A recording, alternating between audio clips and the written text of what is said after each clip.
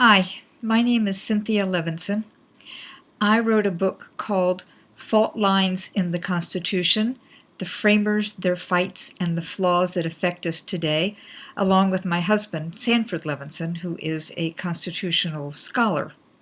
This book, as you can tell probably from the title, goes into problems or limitations or aspects of the Constitution that are obsolete.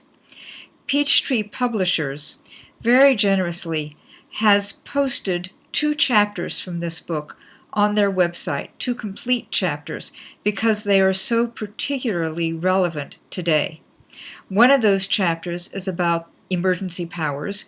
What powers, authorities can the President and Congress take over in times of emergency, as we're having right now? The other chapter is called At War with Bugs, Habeas Corpus. You can probably tell why this one is relevant today. I'm going to read you portions and then tell you about some teaching ideas that you can find on Peachtree's website and on my website too. So every chapter begins with a story. This one starts this way. In March 2014, officials finally identified the disease that in the previous 3 months had killed 59 residents of the West African country of Guinea.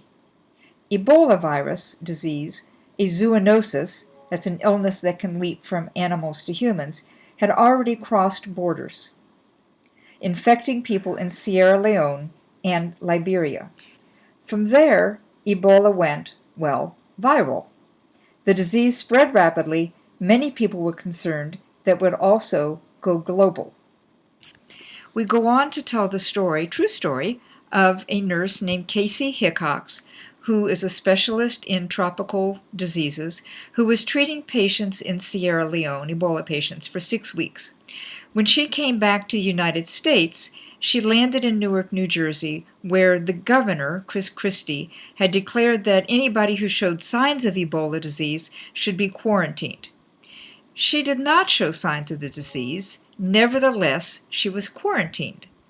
She sued, saying that her right to habeas corpus, her right to be free unless the government could show reason to basically imprison her, was being overlooked, was being ignored. Well, I won't tell you the rest of the story. That's in the book and also in a blog that we have on my website and on the Peachtree website.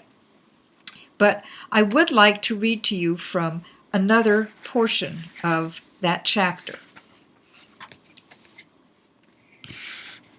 The habeas corpus clause limits the federal government's ability to suspend habeas corpus in cases of rebellion or invasion. Can an infectious microbe be considered an invasion, like a foreign army? Compared to other possible epidemics, Ebola is easy to address.